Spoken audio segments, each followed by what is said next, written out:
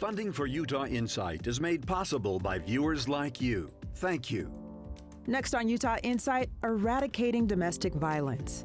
But people don't know what's going on behind closed doors. Hear from those who are working to confront domestic violence at intersections, to survivors who are now speaking out to help others heal.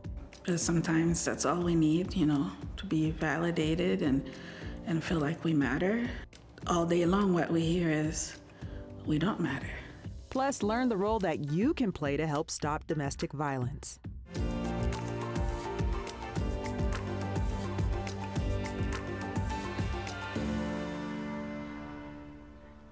Welcome to Utah Insight. I'm Liz Adiola. You're looking at the Utah Domestic Violence Coalition's interactive map that connects people, survivors, and advocates to domestic and sexual violence resources statewide.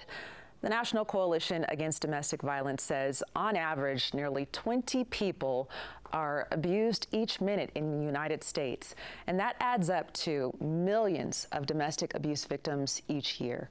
The CDC and the National Center for Injury Prevention and Control discovered that in Utah, more than 33% of women and more than 21% of men experience this type of abuse in their lifetimes. The National Network to End Domestic Violence shared this snapshot of a typical day at a domestic violence program in Utah. People reached out 442 times to the hotline for help. 773 victims were served, but 170 individuals, most of whom needed emergency shelter or housing, could not get assistance due to a lack of resources. And that's what we're going to talk about today. Resource availability, prevention tips, and what we as a society can do to decrease the rate of domestic violence in Utah. Throughout this show, you're going to see information at the bottom of your screen where you can turn to for more resources. But first, let's get started with our panel introductions. Joining us in the studio, we have Jakey Ciolo, who is a case management coordinator with Pacific Island Knowledge to Action Resources. Jen Campbell is the executive director of the Utah Domestic Violence Coalition. And Brandy Farmer, who is a survivor, is also a domestic violence prevention specialist at Centro Civico Mexicano. Thank you all for being here today. Brandy, I want to start with you. When you see those numbers and you see that there are people who are looking for help but unable to find it, how does that make you feel? I'm pretty frustrated because I do receive a lot of calls from victims that are unable to get the services, and because they can't get the services, they go back. And that is, very disconcerting for someone like myself who's a survivor and also trying to help them. They give up. Jen, we've heard about this increase of domestic violence cases during the pandemic. Have those numbers decreased at all now that people are getting back out to work? I wouldn't say they've decreased. I think what's happened is it's just changed the ways people access. So some of the things that programs needed to do during the pandemic is become online, virtual, and it increased some of those opportunities for access. And so that also allowed us to find individuals that maybe we hadn't found before. But we also saw individuals who maybe during the high point of the pandemic weren't wanting to come into a shared space, weren't wanting to, well, they wanted to, but they were scared. And so seeing that happen again, where people are now coming and accessing, so I would say, I wouldn't say it's lessened. I think it's just changed the way people are accessing, and they're continuing to do so. Jakey, people often have this set perception in their mind of this is what domestic violence looks like, and this is what a domestic violence victim looks like. How do you cut through to that and let people know that this is something that can be more insidious and complex than what they think? Yeah, I've been a victim advocate for about 2 years here in Salt Lake County. I primarily work with Pacific Islanders, but we do service everyone. I think domestic violence or violence, period, it crosses all cultures, backgrounds, race, gender, sexuality, income, everything. A lot of my clients' perpetrators were law enforcement, they're religious leaders. So, violence is in every part of our communities. And so there isn't like a clear cut or a cookie cut of, you know, this is what a survivor looks like, this is what a perpetrator looks like. You know, sometimes it's too hard to tell. And so a lot of the work we do is just prevention. Also getting out and showing out for survivors, because you never know where you'll meet one. While researching this topic, we found that rates of intimate partner violence for people in the LGBTQ+ community are often higher. The Williams Institute of Law at UCLA found that more than 31% of transgender people experience intimate partner violence within their lifetime. That compared to over 20% of people who identify as cisgender. Jakey, those numbers are so troubling. What are some of the things that are behind those stats? Yeah, I think as a queer person of color, I feel honored to be a victim advocate for queer survivors or LGBTQ survivors.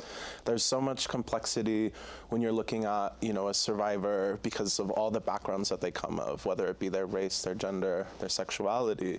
And so, you know, many times, especially when it comes to transgender women who are being murdered. We see homicides across the country.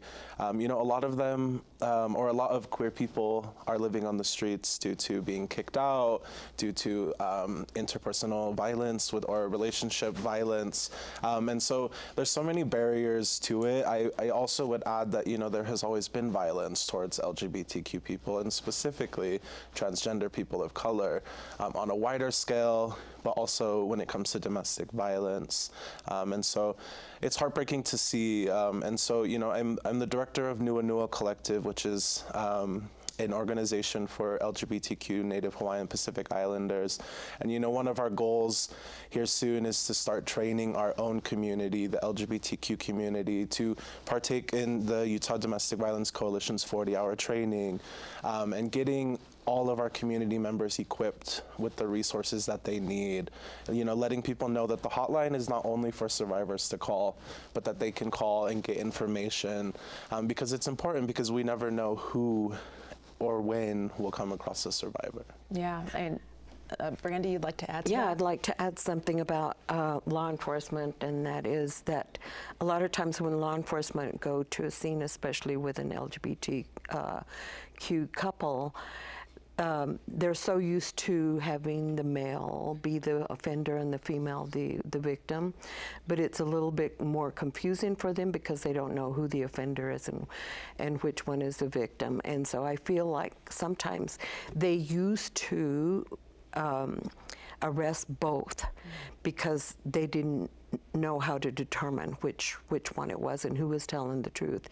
So the numbers were higher. I know that years ago the numbers were higher until we started doing education about predominant aggressor, educating our law enforcement to, you know, to go through the criteria, who was the predominant aggressor, and then distinguishing that from the primary aggressor, because the primary aggressor is the one who hits first, but the predominary is the one who has the history of violence. So. And education is really key in a lot of this, especially with people figuring out what are the signs. I know that signs can vary for so many people, but Brandy, do you have any suggestions on what people should be looking out for? Well, first of all, whirlwind relationships, when they get into the relationship so fast. A lot of times the offenders don't want the victim to know or their partner to know what kind of behavior they have. And so when I teach classes on dating violence prevention, I always say, you know, when dating is there for a purpose, it's the time to get to know each other and get to know how the other person reacts to different situations. But financial abuse is one of them, one of the highest. But the thing is that people don't realize that if sometimes it happens, a fight happens before the victim is getting ready to do to get a test, a college test, and doesn't show up for the test or a job interview, and that's another form of financial abuse. Well, this season on Utah Insight, we're including student voices in our episodes. Here's a question from Enriqueta Rojas, who is in the Ute Storytelling Group at Uinta River High School. Why aren't women who are involved in domestic violence not getting justice? And that is a very complex question, kind of hard to answer, but Jen, can you take a stab at some of the hurdles that women have to go through when they're seeking justice in the legal system? Yeah, I mean, some of the things we were talking about earlier, COVID impacted when cases were being heard. In fact, like there's so much backlog of those pieces, which is also really frustrating. But it's a complex system. I think having people come forward and understanding it and navigating that is often really overwhelming. I think one of the things that we see with education for advocates that are helping individuals as well is to understand the system, because I think when people start engaging in the justice system, the expectations, we all have different expectations, and unfortunately it is slow and it moves very slowly. And who stays in control of that? The victim isn't always kind of guiding that. Often it is the prosecutor or others that are stepping in now and calling these cases. And so what they are seeing or their expectations are often not met because they don't know for sure what that process will look like. And so they may engage the first time and then they may not come back again because it didn't progress in the way they wanted. And so I think one of the pieces that I see is really needed, and we continue to try to do, is to educate and understand so that we can message and help them see that it is a long process, it's a worthwhile process, and there's definitely reasons to engage, but it does take a long time to kind of navigate those pieces, and the outcome is, again, sometimes not always in their control. And so that's also, I think, one of those pieces that we always hope to change and improve, but also to help people understand those barriers that they're facing even engaging. And I stated in that question women, but men as well face hurdles as well in the legal system while trying to seek justice. There were more than half a dozen bills and amendments passed during the last legislative session, something to celebrate a little bit pertaining to domestic violence.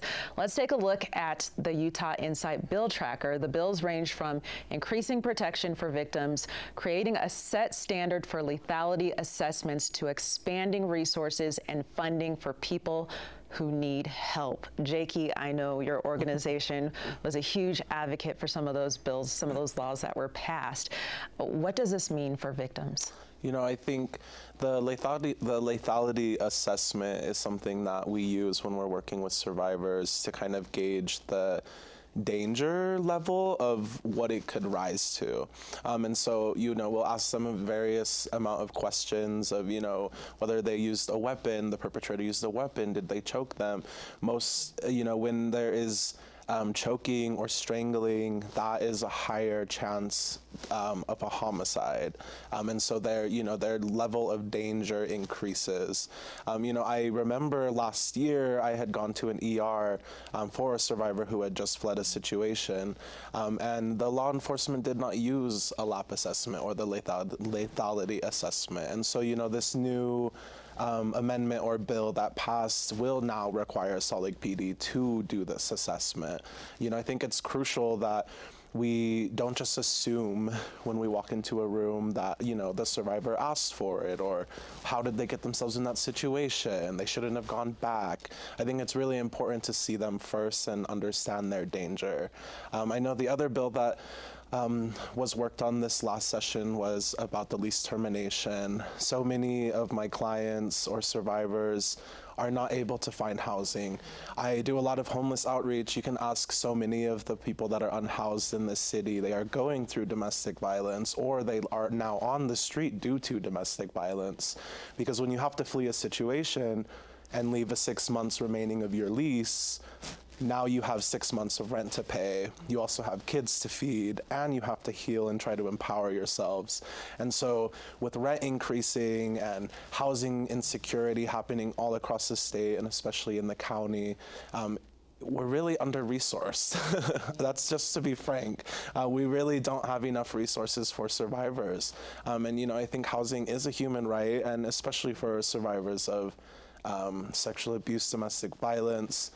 It's crucial because of the many barriers that they now have because of that violent situation. And Jen, advocacy work done by your coalition also helped lead to the passage of a lot of these bills and new laws. Can you share what that means? Yeah, it's hope. I think it was a very hopeful session, and which is sometimes hard to say after sessions because they're a bit overwhelming. It's very hard. You know, we saw the governor and the lieutenant governor voices come into this work in a way that has always been needed, and we are so grateful for that. And setting a priority and having these conversations, and they're not easy conversations, and unfortunately often wrapped around a lot of hurt and a lot of pain. Yet I was so impressed by the importance of having these conversations and putting these as priority bills and looking at these funding. The Halise Amendment, it was so important to us because we heard from survivors and we knew that they were losing housing, and we couldn't agree more is that they need that support. And then having a shared language and a shared risk assessment with law enforcement is something that we've been striving for since 2015. And so we're so excited to see that. And it's a shift and a change. I've been traveling across the state, meeting with law enforcement over the last few months, having these conversations and seeing them begin to understand why that's so important. We have about half the agencies using it right now, and they're our biggest advocates in the room. If they've used it, they know it's important. And now seeing that, I know will save lives and reduce violence. We know that will happen, and that, like I said, is just very hopeful. And one of the things that I'd like to add to that is that there will be a database created to keep track of that so that they can share it with the administration of the courts, and that's so critical. Yeah, because I've worked with law enforcement across the state, and some of them will use the assessment and some of them just refuse to use it, and so now it's mandated. That's amazing. Well, through the art of words, one Utah woman has turned her trauma into triumph. Utah Insight's Rayanne Christensen introduces us to a local poet who is rising above the darkness of abuse and embracing a future filled with hope and advocacy. If you put me in a box, it'll be a very heavy cross for you to carry on your lifelong journey. The process of writing, it can be so soothing, it can be eye-opening. Micaëlle Marcial, the Caribbean nightingale, found her love for words and poetry in Haiti as a teenager. As her path unfolded, it led her to the U.S., where her passion for writing continued. I'm not your shiny toy, though I'm here to bring black joy. But as the demands of life took over, her poetic expressions gradually dwindled away. Sometimes as women, we tend to forget ourselves easily, for the sake of the family or for the kids. Her disconnection from her creative self stemmed not only from the demands of motherhood, but also from the emergence of an abusive relationship. It wasn't something that happened overnight. It was a slow process until you don't recognize yourself anymore. Micaëlle says she felt very isolated and believed her voice would be unheard by those around her. I remember thinking clearly, who would believe that so-and-so is being verbally abusive to me or hit me at one time? Who would believe that? I didn't feel the support, so I was like, okay, then maybe I'll just stick it, make it work. Unfortunately, she says it was a heart-wrenching tragedy that served as her wake-up call. When my youngest daughter passed away in her sleep, it gave me a new perspective on life. And I remember thinking, I don't have to put up with this anymore. Life is not meant to be this hard. I'm not going to fit in it just because it's lit in it. Micaëlle found solace in poetry once again, using its power to navigate the challenging times, including breaking free from an unhealthy relationship. That's a way that my brain could cope with that heavy loss and grief. I'm not a toy you can play with.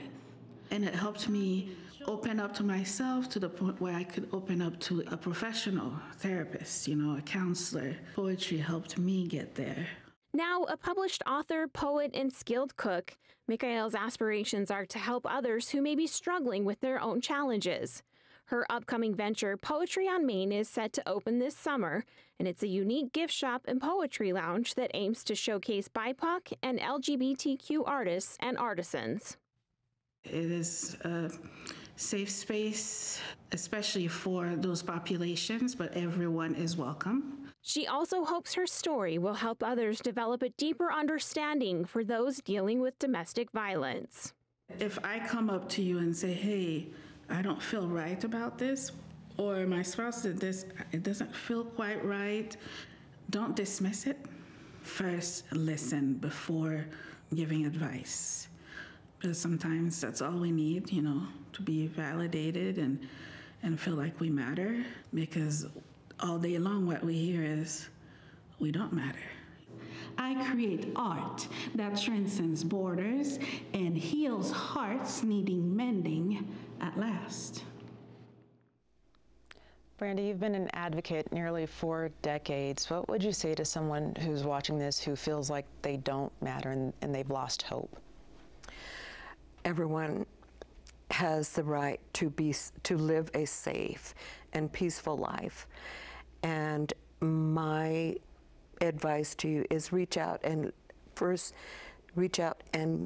get help, or just tell someone, because the more that you tell other people, the easier it gets for you to reach out and call 911 when it happens. So, and know that there are resources out there. Even if you can't get into a shelter, there are many advocates out there, and I just say we all should work together and not work in silos to help our victims. So get help.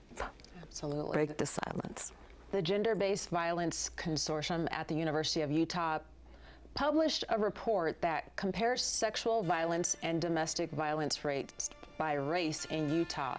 You can see in the far right corner of the table that the rates are higher for Black people, Pacific Islanders, Native Americans, and people who identify with more than one race. Jakey, we see those numbers. Once again, what aren't we seeing behind the numbers?